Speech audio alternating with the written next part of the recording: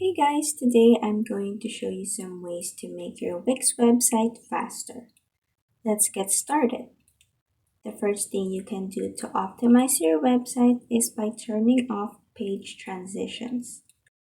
To do that, go to the left panel at the Wix website editor, then click on Site Design. Next, down here, click on Page Transitions, then click None.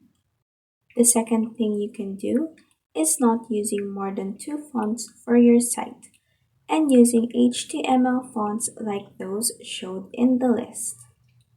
The third thing you can do is to avoid using animations. You can turn these off by clicking on the animations and effects icon right here, then clicking on None.